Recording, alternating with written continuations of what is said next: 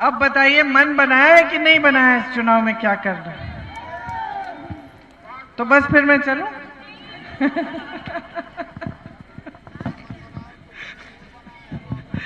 अच्छा, मन क्यों बनाया बताओ? कौन बताएगा मन क्यों बनाया? आपका परिवार है इसलिए। और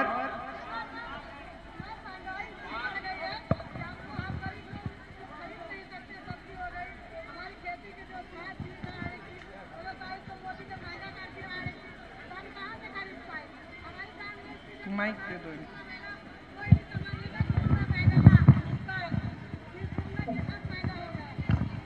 क्या कह रही हैं? कह रही हैं महंगाई इतनी बढ़ गई है। बोलो। सबसे ज्यादा तो मैम ये बात है कि हमारे यहाँ पे जो खेती हम लोग करते हैं, इतना ये जानवरों की वजह से हम लोग खेती नहीं कर पाते कि अगर खेत में लेटते भी हैं तो जानवर की वजह से कितने लोग मारे जाते हैं। और आवारा पशु की जो समस्या आवारा है, पशु की वजह से, और जो हमारे यहाँ पे माताएं एवं बहनें जैसे कोई महिला को जैसे डिलीवरी होती है तो उनको भी सारी सुविधा भी नहीं मिल पाती है। यहाँ CSC पे लेके PSC जिले लेवल पे कोई भी सुविधा नहीं मिलती है कि कोई सुविधा मिल पाए। और पहले कांग्रेस तो आपको मैं पूछना चाहती हूँ आपसे, आपको लगता है कि पिछले 10 सालों से जब से मोदी जी की सरकार रही है आपके जीवन में तरक्की आई है? नहीं आई है मैम, कोई भी तरक्की नहीं आई है। हम लोग पहले मैम समूह में काम, जो आवारा पशु की जो समस्या है कब से चल रही है? जब से मोदी जी आए हैं तब से ये समस्या चल रही है इनकी सरकार से। पहले हम लोग पहले राहुल भैया चलाते थे, समूह चलाते थे, उसमें आप समूह में थी? जी मैम, कितनी भी सारी महिलाएं काम। आपको अच्छा लगता था जो समूह था? मैम बहुत अच्छा लगता था, हम लोग बहुत दूर दूर तक समूह की वजह से। आपको मालूम है कि आपके जो सांसद हैं उन्होंने ये कहा कि राहुल जी ने समूह इसलिए शुरू किए क्योंकि आपकी जमीन हड़पनी थी। आपको मालूम है? जी मैम, ये हमारे लेकिन आपको मालूम है कि समूह से कितनी सुविधा हुई, कितनी महिलाओं की, है ना? बहुत सारी सुविधा हुई थी समूह से। जो लोग कुछ काम धंधा कर नहीं पाते थे, समूह से अपना पैसा लेके अपना रोजगार धंधा चलाते थे, अपने बच्चों को सही ढंग से। मैं आपको बताऊं समूह कब शुरू हुआ? मैं एक बार यहाँ पे, याद है आप लोगों को, याद होगा, अब पता नहीं है ऐसा होता है कि नहीं, लेकिन जब गर्मी का मौसम होता था तो आग जल जाती थी गांव में, याद है? क्योंकि छप्पर ज्यादा होता था। तो छप्पर होता था, छप्पर में आग लग जाती थी। तो एक बार मैं एक गांव में गई, गांव का नाम क्या था किशोरी भैया, जहां हम छप्पर जब सारा जल गया था? गाजनपुर देवरिया में गई और वहां पूरी आग लग गई थी और महिलाएं बहुत दुखी थी। जो भी सामान था बेटी की शादी के लिए रखा हुआ था, बोरे में अन्न रखा हुआ था, सब कुछ जल गया था। उस समय जब मैं वापस आई अमेठी से, मैं दिल्ली गई तो एक बड़ा समारोह था दिल्ली में। एक बहुत मशहूर एक इंसान थे जिन्होंने अपने देश में ये समूह बनवाए थे महिलाओं के, और खूब महिलाओं का विकास हो रहा था। भैया पहले मुझे बात करने दो, इनसे बाद में लिखना ना। तो मैं जब गई तो समारोह था और वहाँ विदेश से एक आदमी आए थे, एक व्यक्ति आए थे जिन्होंने अपने यहाँ खूब बड़े बड़े समूह बनाए थे महिलाओं के लिए। उनको कोई बड़ी सी प्राइज मिल रही थी कि बहुत अच्छा काम किया था। तो मेरे मन में आया कि वहाँ हो सकता है तो हम अमेठी में क्यों नहीं कर सकते। तो फिर मैं वापस आई गाजनपुर देवरिया में और वहाँ हमने सबसे पहले एक समूह बनाए और सबसे पहली जो समूह की महिलाएं थी वो वहीं की थी। और फिर वहां से फिर ये परियोजना शुरू हुई और जब भैया आए सांसद बनके तो उनको ये परियोजना, उनको बहुत अच्छा लगा कि इसमें तो गांव की जो महिलाएं हैं इनका बहुत विकास हो सकता है, इनकी मदद हो सकती है। तो उन्होंने बहुत तेज रफ्तार से वो काम बढ़ाया और बहुत सारी, मेरे ख्याल से जो हमारी यहाँ की परियोजना थी वो पूरे क्षेत्र में सबसे बड़ी परियोजना थी इस तरह की। लेकिन ये बंद क्यों हुई? क्योंकि इनकी राजनीति की वजह से, क्योंकि ये पूरी राजनीति करने के लिए इन्होंने कहा, झूठ फैलाए कि हम परियोजना से आपकी जमीन छीनना चाह रहे थे, पता नहीं कैसे कैसे झूठ बोले। तो आस्ते और फिर केस वेस ये सब किया तो फिर उसको बंद ही कर देना पड़ा। तो ये परिस्थिति है कि देखो कुछ अच्छा हो रहा है लेकिन राजनीति की वजह से कोई उस पर आक्रमण करता है और उसके बारे में झूठ फैलाता है और वो अच्छा काम जो है वो बंद हो जाता है और जो आपको पहले सुविधा मिल रही थी वो नहीं मिल रही है। आपने जो कहा कि आपने मन बनाया है क्योंकि महंगाई इतनी हो गई है। अब महंगाई इतनी हो गई है कि मेरी बहनें आज कुछ खरीद नहीं पा रही हैं। आज दुकान जाती हो तो आधे टाइम खाली हाथ वापस आती हो या आधी चीजें छोड़ के आ जाती हो कि ये इतनी जरूरी नहीं है तो अगली बार खरीद लेंगे, है ना। आज महंगाई इतनी है कि अगर बच्चा घर पे बीमार पड़ता है उसके इलाज के लिए घबराहट होती है। आज महंगाई इतनी है कि खेती से कमाई नहीं हो रही है। खेती के हर सामान पर मोदी जी की सरकार ने जीएसटी वाली टैक्स लगा दी है। इसका मतलब है खेती के लिए हर सामान जो मिलता है वो महंगा है। खाद वितरण केंद्र जो सरकारी है उनमें खाद भी नहीं मिलता। आपको प्राइवेट में जाना पड़ता है और प्राइवेट में भी कभी कभी मिलता है, कभी नहीं मिलता है। आपने आवारा पशु की बात की। आवारा पशु की समस्या अब 10 साल होने वाले हैं, ये समस्या है। इसको सुलझाने के लिए किसी ने कुछ नहीं किया है। आप बच्चों को बड़ा करते हैं, शिक्षित करते हैं, मेहनत करते हैं, दिन रात मेहनत करते हैं कि आप कमा कर अपने बच्चों को शिक्षा दिलवाए ताकि बच्चों को रोजगार मिले बड़े होकर और आपकी देखभाल हो। आज तमाम नौजवान शिक्षित हैं पूरे देश में, लेकिन रोजगार नहीं मिल रहे हैं। किसी ने बीटेक की है, किसी ने बीएस। इस संघर्ष को दूर करने वाला कोई नहीं है। मोदी जी ने बहुत बड़े बड़े सपने दिखाए थे, आपको बताया था कि ये सपने साकार होंगे। 10 साल बीत गए हैं। 10 साल बाद मोदी जी के पास एक काम नहीं है दिखाने लायक। आपके सामने आते हैं तो वही पुरानी बातें। तब कहते थे सबका विकास, आज कहते हैं विकसित भारत। आज तो कह रहे हैं कि 2047 में 2047 का प्लान है। मैं तो कहती हूं भैया अगले साल का प्लान बना दो तो यही काफी है, क्योंकि 10 सालों से तो आपका प्लान नहीं दिखा कोई। 10 सालों से गरीबी बढ़ी है, महंगाई बढ़ी है, बेरोजगारी बढ़ी है, किसानों की मुसीबतें बढ़ी हैं और आपके जो बड़े खरबपति मित्र हैं उनका जीवन खुशियों से भरा है। उनको आपने 16 लाख करोड़ कर्ज भी उनके माफ कर दिए। उनको आपने देश का कोयला दे दिया, देश की बिजली दे दी, देश की सारे खदान दे दिए, देश के बंदरगाह दे दिए, देश के हवाई अड्डे दे दिए। जो बड़ी बड़ी कंपनियां थी सरकारी जिसमें से सबको रोजगार मिलता था, सब कहते थे एक जमाने में मुझे याद है हमें तो सरकारी नौकरी चाहिए। क्यों? क्योंकि सरकारी नौकरी अस्थायी होती है और फिर पेंशन मिलता है। आज ना पेंशन मिलता है पुराना वाला, ना आपको स्थायी रोजगार मिलता है। तमाम सरकार में पद खाली पड़े हैं, 30 लाख पद खाली पड़े हैं, मोदी जी की सरकार ने भरे नहीं हैं। 30 लाख पद खाली हैं, सारे नौजवान खाली हैं, तो पद भरो ना। किस लिए खाली रखे हैं? नहीं भरे। 45 सालों में सबसे ज्यादा बेरोजगारी आज है। 70 करोड़ लोग बेरोजगार हैं, कुछ नहीं किया। नौजवान भटक रहा है, बेरोजगार, कहीं दिहाड़ी ढूंढता है, कहीं ठेकेदार के लिए 2-3 दिन के लिए काम करता है, कहीं कच्ची नौकरी मिलती है, सरकार कुछ नहीं करती। तो देश की परिस्थितियां क्या है? खरबपतियों के लिए सारी नीतियां बन रही हैं।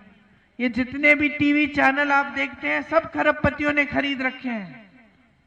आपको जो दिखाते हैं वो सब बड़े खरबपति जो चाहते हैं, जो मोदी जी चाहते हैं वही दिखता है। इनकी साठगांठ है। मोदी जी ने सबसे ज्यादा चंदा ली है, उन्होंने ईमानदार है, सब भ्रष्ट हैं। किसी ने इस देश के इतिहास में इस तरह की स्कीम नहीं बनाई होगी कि जो भी चंदा मिलता है राजनीतिक दल को वो देने वाले का नाम गुप्त रहेगा। जब सुप्रीम कोर्ट में गए, कोई गया, किसी ने केस डाला तो न्यायाधीशों ने बोला कि ये तो बहुत गलत है, सूची जारी करो। किस किस से चंदा लिया? पता चला कि सबसे ज्यादा चंदा इस देश में बड़े बड़े खरबपतियों से मोदी जी और मोदी जी की पार्टी ने लिया। मोदी जी की पार्टी, भाजपा पार्टी 10 सालों में दुनिया की सबसे अमीर पार्टी बन चुकी है। 70 सालों के लिए हम आजाद है। कांग्रेस सबसे बड़ी पार्टी रही है, 55 साल से सत्ता में थी, आज तक इस देश की सबसे अमीर पार्टी नहीं बन पाई। इतना चंदा लिया कि 10 सालों में ये एक काम तो आपने किया जो कांग्रेस ने नहीं किया। आपने अपनी पार्टी को सबसे अमीर बना दिया। किस किस से चंदा लिया? गुजरात में वो पुल गिरा था, सैकड़ों लोग मर गए थे, बह गए थे पानी में, उसको बनाने वाले से चंदा लिया। पुल, हाँ क्या बोला मैंने? हाँ पुल वाला, पुल गिरा, उससे चंदा लिया। आप सबको वैक्सीन लगी थी, टीका लगा था कोरोना का, 2-2 टीके लगे। आपको याद है वो टीके के साथ जो प्रमाण पत्र मिलता था उस पे किसका चेहरा था, किसकी फोटो थी? मोदी जी की थी ना। 52 करोड़ चंदा लिया उस कोविड के टीके की कंपनी से। आज पता चल रहा है कि उस टीके पे रिएक्शन होता है कुछ लोगों को, कुछ प्रतिशत लोगों को उस टीके के लगने से हार्ट अटैक हो सकता है। तो कई लोग जो ऐसे ही गिर के मर गए। आज पता चला कि वो टीका भी मार्केट से निकाल दिया गया है। एक ही कंपनी ने पूरे देश के लिए वो टीका बनाया और उस कंपनी से मोदी जी ने 52 करोड़ चंदा लिया। और सुनिए, उन कंपनियों से चंदा लिया जिन पे छापा मारा था। छापा मारा, चंदा लिया, छापे बंद, केस लगाए, चंदा लिया, केस बंद, केस ठंडे बस्ते में, और कहते कि ये ईमानदार हैं, बाकी सब भ्रष्ट हैं। और बात समझने वाली क्या है कि ये जो पैसे हैं, ये जो संपत्ति है, ये किसकी है? ये जो 16 लाख करोड़ आपने माफ किए बड़े खरबपति के, कहां से आए? मोदी जी की जेब में तो नहीं थे। कहां से आए? सरकारी बैंकों से। सरकारी बैंक में कौन पैसा डालता है? आप लोग। आप अपनी बचत डालते हैं, आप अपनी बचत डालते हैं सरकारी बैंक में। सरकारी बैंक कर्जा माफ करता है बड़े बड़े खरबपतियों के, एक किसान का कर्ज माफ नहीं करते। कांग्रेस पार्टी कहती है हम किसानों का कर्ज माफ करेंगे, चीखते चिल्लाते हैं कि देखो झूठी पार्टी है, कैसे करेंगे, अर्थव्यवस्था ठप हो जाएगी, पैसे नहीं है। अरे वाह, 16 लाख करोड़ आपके पास है उनके कर्ज माफ करने के लिए, किसान का कर्ज माफ करने के लिए एक पैसा नहीं। चीखते हैं चिल्लाते हैं। छत्तीसगढ़ में कांग्रेस की सरकार थी, किसानों का कर्ज माफ हुआ। राजस्थान में किसानों का कर्ज माफ हुआ। राजस्थान में स्कीम बनी, 25 लाख का स्वास्थ्य बीमा सबको मिलेगा। गरीबों ने अपने हार्ट के ऑपरेशन कराए, एक पैसा नहीं दिया। ये कांग्रेस की स्कीम थी, करके दिखाया। कर्नाटका में महिलाओं के बैंक के खातों में 2-2 हजार रुपए हर महीने प्रदेश की कांग्रेस सरकार आज के दिन डाल रही है। तेलंगाना में डाल रही है। कर्नाटका में महिलाएं बस में फ्री घूम रही हैं, हर जगह तीर्थ यात्रा पे जा रही हैं, रिश्तेदारों से मिलने जा रही हैं। खाली पद भरने का काम कांग्रेस की प्रदेश सरकारें जहां जहां हैं वहां करना शुरू किए हैं। तो देश में क्यों नहीं हो रहा है ये काम? मोदी जी क्यों नहीं कर रहे हैं ये काम? क्योंकि मोदी जी का एक ही सबसे बड़ा काम है आपका ध्यान भटकाना। वो चाहते हैं कि हर चुनाव में धर्म की बात हो, इधर उधर की बात हो, ऐसी बातें आपको बताएं जो एकदम झूठ है कि कांग्रेस पार्टी धर्म के विरोधी है। अरे कांग्रेस का आधार ही धर्म था। कांग्रेस पार्टी के सबसे महान नेता कौन थे? महात्मा गांधी। महात्मा गांधी को जब गोली मारी नथुराम गोडसे ने, जब वो शहीद हुए इस देश के लिए, तो उनके मुंह से क्या निकला? हे राम, हे राम, भगवत गीता के सत्य के की सीख पर चले महात्मा गांधी। पूरा जो आंदोलन चला जिसपे कांग्रेस पार्टी खड़ी हुई, वो सत्य के आधार पर आंदोलन था, एक धार्मिक आंदोलन था। और हम धर्म के विरोधी बन गए अचानक, तो झूठ फैलाने में माहिर हैं। यहां अमेठी में कितने झूठ फैलाए मेरे परिवार के बारे में, और इतनी जोरों से इन्होंने आक्रमण किया कि आपके व्हाट्सएप भर दिए, वीडियो आप भर दिए, झूठ झूठ झूठ झूठ। आप गुमराह भी हो गए, भाई को आपने हरा भी दिया, जबकि इतने काम किए थे यहां संसदीय क्षेत्र में। इनका काम ही यह है कि आपको गुमराह करना और गुमराह करके आपका वोट देना लेना। बहनें बैठी हैं, पिछले चुनाव में मुझे याद है घर के अंदर आए थे, दुरदुरिया कर रहे थे, आपके साथ आए थे और आपसे क्या कराया? भगवान से वचन लो, भगवान को वचन दो कि आप भाजपा को वोट देंगी, दुरदुरिया करा के। अब की बार भी करा रहे होंगे, करा रहे हैं। आपको क्या लगता है कि भगवान किसी राजनीतिक दल को वोट दिलवाएंगे? भगवान तो यही कहेंगे ना कि जागरूक बनो, सच्चाई को देखो, सच्चाई को पहचानो। तुम्हारा जीवन कैसा है? तरक्की हो रही है तुम्हारे जीवन में? ये नेता झूठा है कि सच्चा है? कुछ किया है तुम्हारे लिए? यही तो कहेंगे भगवान। और बताइए, मैं अपने पिताजी के लिए प्रचार करती थी, पूरे अमेठी में घूमती थी बचपन से। एक बार हमने भगवान के नाम, धर्म के नाम, जाति के नाम पे वोट नहीं मांगा। हम तो काम पे के नाम पे मांगते थे। हम तो गांव में जाते थे, कहते थे कि यहां सड़क नहीं थी, पिताजी ने ये सड़क बनवाई है आपके लिए, इस पे खड़िंजा लगवाना है, वहां इंडिया मार्क 1 लगाया है, वो पुल बनाना था, वो पुल बना रहे हैं। देखिए इतना बड़ा उद्योग खोला है अमेठी में, संजय गांधी अस्पताल बनाया है। ये बात करते थे हम चुनाव के समय। काम किया है तो काम के नाम पे वोट लो, जनता देगी। आपने दिया भी, आपने हमेशा दिया। आपने देखा कि हमारे परिवार के सदस्यों ने काम किया है, काम के आधार पर दिया। फिर अचानक पिछले चुनाव में ऐसी राजनीति आई कि आपको गुमराह करने वाली राजनीति, झूठ फैलाने वाली राजनीति, इंदिरा गांधी जैसी शहीद को देशद्रोही कहने वाली राजनीति, राजीव गांधी जैसे शहीद जिनके लिए आप रोए, यहां आपके बुजुर्ग रोए, यहां से उनकी अस्थियां निकली, बीच रात में आप खड़े रहे स्टेशन में, आप रोए उनके लिए, उनको देशद्रोही कहते हैं। हमारे प्रधानमंत्री कहते हैं, सब कुछ कहते हैं। गलत शलत, झूठ, गुमराह करने वाली बातें आपको बताएंगे कि कांग्रेस पार्टी आपकी भैंस चुराने वाली है, आपके गहने चुरा के किसी और को दे देगी, सब कुछ, सारी बातें करते हैं दुनिया भर की, लेकिन रोजगार की बात नहीं करते। महंगाई कैसे कम होगी उसकी बात नहीं करते। आपको आत्मनिर्भर कैसे बनाएंगे वो बात नहीं करते। आप किसानों के लिए कौन सी स्कीम लाए हैं वो बात नहीं करते। क्यों? क्योंकि उनका सारी उनकी जो योजना है वो यही है कि आपको गुमराह करके आपसे वोट लेना है, बस। किसी भी हालत में, किसी भी तरीके से वोट लेके सत्ता में रहना है।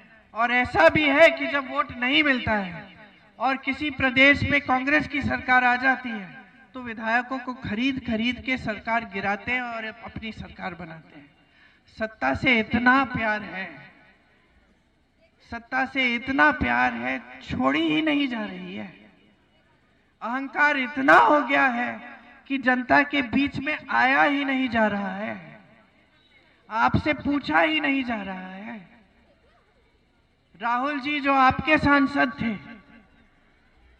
वो 4000 किलोमीटर चले हैं पैदल आपके बीच आने के लिए। कन्याकुमारी से कश्मीर तक पैदल चले, 4 महीनों के लिए रोज चले। उसके बाद यात्रा की मणिपुर से मुंबई तक, आपकी समस्याओं को जानने के लिए, समझने के लिए, ये समझने के लिए कि क्या कर सकते हैं आपकी इन समस्याओं को दूर करने के लिए। और एक न्याय पत्र निकाला उन्होंने। न्याय पत्र में क्या लिखा है कि देश भर में हम 25 लाख का स्वास्थ्य बीमा लागू करना चाहते हैं, जैसे हमने राजस्थान में किया था, ताकि आप सबका इलाज 25 लाख तक मुफ्त हो जाए देश भर में। मेरी बहनें बैठी हैं, आपका संघर्ष कोई पहचानता नहीं है, कोई सुनवाई नहीं है। आपने महंगाई की बात की, सामना नहीं हो रहा है, हम समझते हैं। इसीलिए भाई ने न्याय पत्र में लिखवाया कि हर गरीब परिवार की जो सबसे बड़ी महिला है, उसके खाते में 8,500 रुपए हर महीने डाले जाएंगे, सरकार देगी।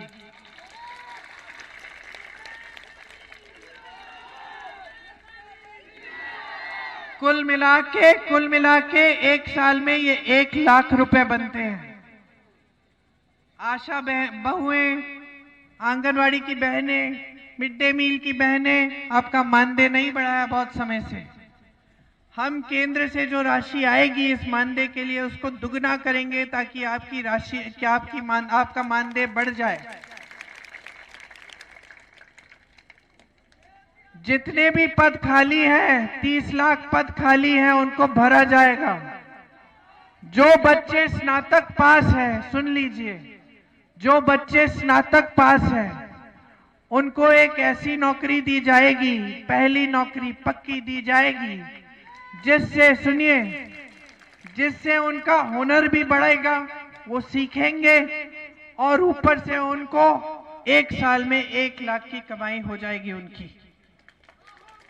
हर स्नातक बच्चे के लिए, पास बच्चे के लिए 5,000 करोड़ रुपए का फंड बनेगा, जिससे नौजवानों के कारोबार अगर वो शुरू करना चाहते हैं, छोटा बिजनेस, उसमें सुविधा मिलेगी।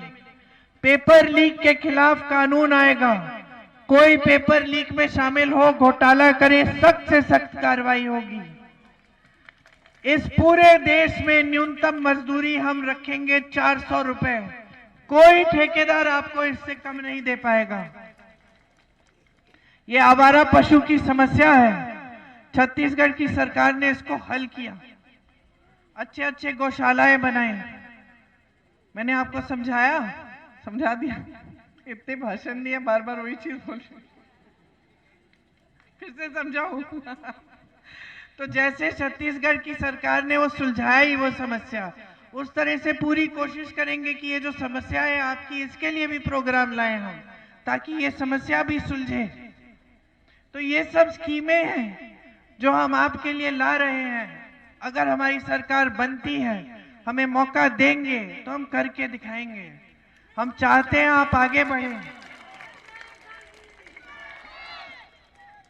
हम चाहते हैं कि आप आगे बढ़ें, कि खेती से फिर से कमाई हो, कि छोटे छोटे कारोबार मजबूत बने, उससे रोजगार बने, आपके बच्चों का भविष्य मजबूत हो, मेरी बहनें आत्मनिर्भर बने। आपको आज 5 किलो राशन दिया जाता है और कहा जाता है कि इसी में खुश हो जाओ। हम ये नहीं कह रहे कि राशन मत दो। कांग्रेस की छत्तीसगढ़ में सरकार थी, 35 किलो दे रही थी, अच्छा है, लेकिन इसके साथ साथ भी तो कुछ करो। राशन पर निर्भर क्यों कर रहे हो जनता को? इसके साथ साथ रोजगार दो, जनता को सक्षम बनाओ। जिसने हिम्मत की है अपनी दुकान खोलने की, छोटे छोटे कारोबार बनाने की, उसकी मदद करो, सहायता करो। जीएसटी से मार डाल रहे हो, नोटबंदी में मार डाल रहे हो, हर तरफ से जो नीतियां बन रही हैं वो गरीब विरोधी नीतियां बन रही हैं, और खरबपति फूल रहे हैं, फल रहे हैं। हम लोग उनकी शादियां देख रहे हैं सोशल मीडिया पे। इतना खर्चा तो कोई सोच भी नहीं सकता, इतने बड़े बड़े गहने, बड़ी बड़ी पार्टियां, और देश का गरीब उसी गरीबी की दलदल में रहे, खाई में फंसा रहे, सरकार की कोई सुनवाई ना हो। बहुत गलत हो रहा है, इसको ठीक करना है। यहां से एक राजनीतिक परंपरा बनी थी देश के प्रधानमंत्री झुक के आपके पास आते थे, आपकी समस्याओं को सुलझाते थे, विकास कराते थे, आप डांट भी देते थे। यही परंपरा पूरे देश में होनी चाहिए। यहां अमेठी से शुरू करो, वही राजनीति वापस लाओ। किशोरी लाल शर्मा आपकी सेवा करेंगे, निष्ठा से आपके लिए काम करेंगे। 40 सालों से काम किया है, आप पहचानते हैं, जानते हैं, आपके बीच आने वाले नेता हैं। यहां से कांग्रेस पार्टी को फिर से जिताओ, यहां से पूरे देश को संदेश भेजो कि इस बार अमेठी की जनता जागरूक हो गई है, कि देश की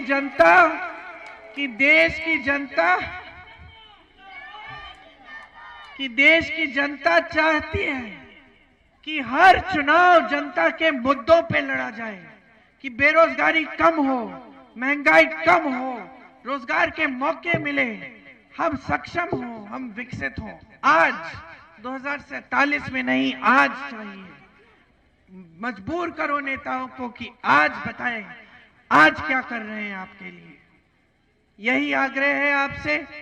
पहले बटन पे है कांग्रेस पार्टी का, आप तो जानते हैं कि पंजा है, जो पर्ची निकलेगी उस पे भी पंजा देखो। बटन दबाओ, पर्ची निकलेगी, उस पे देखो, पंजा होना चाहिए।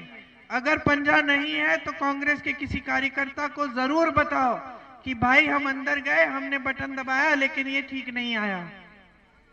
एक बार मेरे साथ कहिए, जय हिंद, जय हिंद, जय हिंद। धन्यवाद।